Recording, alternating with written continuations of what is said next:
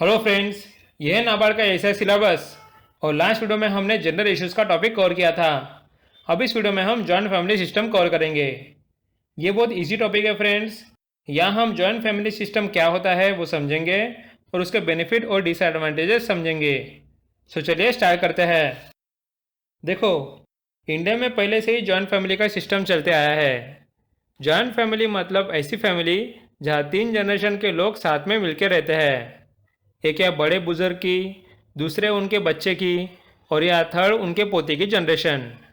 ये तो एक सिंगल बेटे की जॉइंट फैमिली बताई है, लेकिन एक्चुअल में इंडिया की जॉइंट फैमिली कुछ ऐसी होती है। बहुत सारे लोग साथ में एक ही घर में रहते हैं।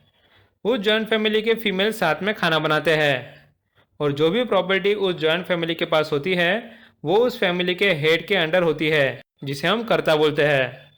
क्लियर हो गई जॉइंट फैमिली की definition? So let's see what it says. The traditional family system in India is a joint family system. A joint family is commonly defined as a three-generational family. They have joint habitation with common residence. They also have joint kitchen.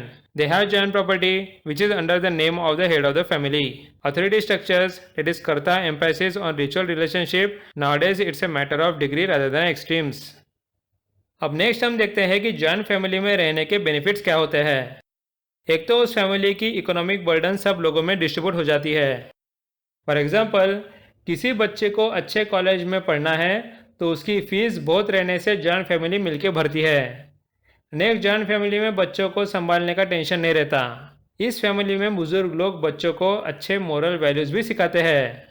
उसके बाद देखा गया है कि joint family में एक business होता है जिसे भाई लोग साथ में मिलकर मैनेज करते हैं। और लास्ट में जॉइंट फैमिली में एक सोशल सिक्योरिटी मिलती है। आप सोचो कि अगर किसी एक आदमी की जॉइंट फैमिली में डेथ हो गई तो उसके बीवी बच्चों को संभालने की जिम्मेदारी जॉइंट फैमिली की हो जाती है। सो इस तरह से उनको एक तरह की सिक्योरिटी मिल जाती है। So let's see what it says. The economic burden is shared and thus providing economic security to the individual. Upbringing of children is better in a joint family as the elders faster desirable moral qualities in the individual. Joint families provide help in the management of the business. Joint family provides the social security to its members. Next हम देखते हैं disadvantages of joint family. और friends, जितने joint family के benefits होते हैं उससे ज़्यादा डिसएडवांटेजेस होते हैं। जॉइंट फैमिली में लोगों को इंडिविजुअल फ्रीडम नहीं रहता कि इंडिविजुअल का डिसीजन लेने के लिए सब लोगों की राय लेनी पड़ती है। इससे इंडिविजुअल का डेवलपमेंट नहीं होता। नेक्स्ट, जो भी कमाई की जाती है उसे एक जगह पुल करके रखा जाता है और उस अमाउंट का कैसे यूज़ करना है वो बस कर्ता डिसाइड करता है। नेक्स्ट, इंडिविजुअल खुद होके अपने पसंद की चीज़ खरीद नहीं सकते। जब भी कुछ खरीदना होता है तो पूरे जॉइंट फैमिली के बारे में सोचना पड़ता है। इससे वो लोग ज़्यादा खरीदते नहीं और उससे इकोनॉमी भी ठीक से डेवलप नहीं हो पाती। उसके बाद जॉइंट फैमिली में जो लेजी मेंबर्स होते हैं वो काम ही नहीं करते, उन्हें बैठे बैठे खाना पीना मिलता है। उसके बाद ये देखा गया है कि जॉइंट फैमिली में कोई भी बिजनेस ट्रेडिशनल होता है और अगर किसी को नया बिजनेस खोलना है तो वो इतने इजीली नहीं खोल सकते। इससे एंटरप्रेन्योर स्पिरिट गिर जाती है। फिर ये देखा गया है कि जॉइंट फैमिली में मैरिज जैसे फंक्शन में बहुत खर्चा हो जाता है। जहाँ खर्चा नहीं करना चाहिए वहाँ भी पैसे वेस्ट कर देते हैं। और last but not least, joint family में फीमेल का स्टेटस कम होता है और यह डिसीजन लेने में उनका रोल नहीं के बराबर होता है। उनका काम बस घर पर खाना पकाना और बच्चे संभालने का होता है। क्लियर है? So let's see what it says. Joint family kills the individual initiative as the individual freedom is limited within the joint family. This can be seen at number of levels at the level of decision making. Income in the joint family is pooled. Inability of the individual to consume freely. Material benefits are to be seen in the context of the whole family. As joint family provides economic security to the person, it produces lazy members and is responsible for lack of urgency. Joint family promotes the hereditary occupation and individually socialized in a particular environment, which hinders the development of new entrepreneurial skills. Joint family also promotes wasteful expenditures on different ceremonies like marriage, death, etc. Joint family encourages capital accumulation, which is against the very idea of economic development. It sometimes hinders the mobility of members. Status of women within a joint family is low as women play a less role in the decision making. Joint family encourages early marriages and so more children.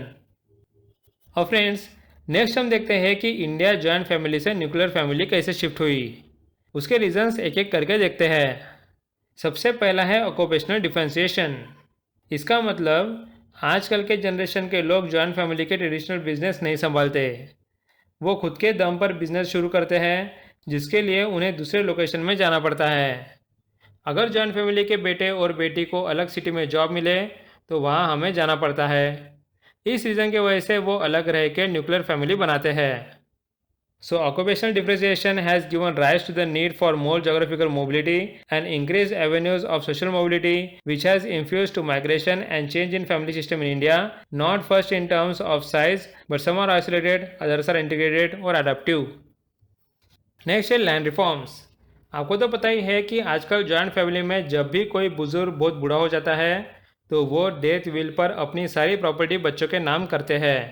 एक बार बच्चों के नाम property हो गई तो वो अलग होकर अपने अपने फैमिली संभालते हैं। और दूसरा एक लैंड रिफॉर्म आया था, that is land ceiling laws और act.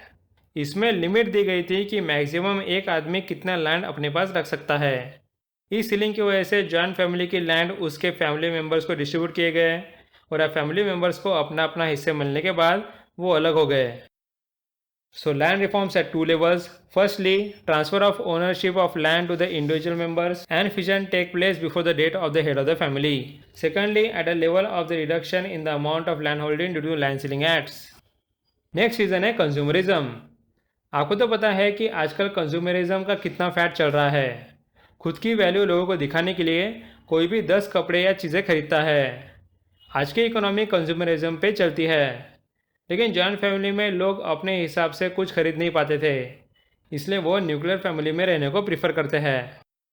So the growth in the consumeristic culture due to the availability of the consumer goods, the joint family has increasingly lost the common residence as individual cannot enjoy the facilities at the personal level.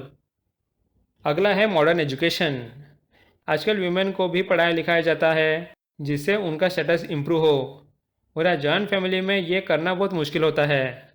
साथ ही modern education के बाद लोगों को freedom की idea बहुत अच्छी लगती है जो जॉइंट फैमिली में नहीं मिलती, इसलिए लोग न्यूक्लियर फैमिली सिस्टम बनाते हैं।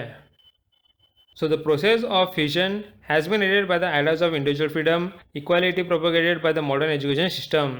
The idea of freedom has led to rethinking in the status of women in the family which has fastened the process of fusion. और लास्ट रीज़न है मास मीडिया। आपके टेलीविज़न चैनल्स हो, news हो या movies हो, सब जगह nuclear family को प्रमोट किया गया है। इससे लोगों के माइंड में मीडिया का इन्फ्लुएंस हो गया और यह लोग न्यूक्लियर फैमिली में शिफ्ट हो गए। साथ ही गवर्नमेंट भी अलग अलग न्यूक्लियर फैमिली प्रोग्राम्स और पॉलिसीज़ को प्रमोट करती थी जिससे लोगों का माइंड चेंज हो। So the mass media is promoting the small family norms, and in the era of globalization, the cross-cultural influence through media has promoted the occurrence of the smaller families. State has also played a role by promoting the small family norms through various programs and policies. So friends, इसके बाद हमारा joint family system का topic cover हो गया। Next video में हम अगला topic cover करेंगे। So thanks for watching and meet you in the next video.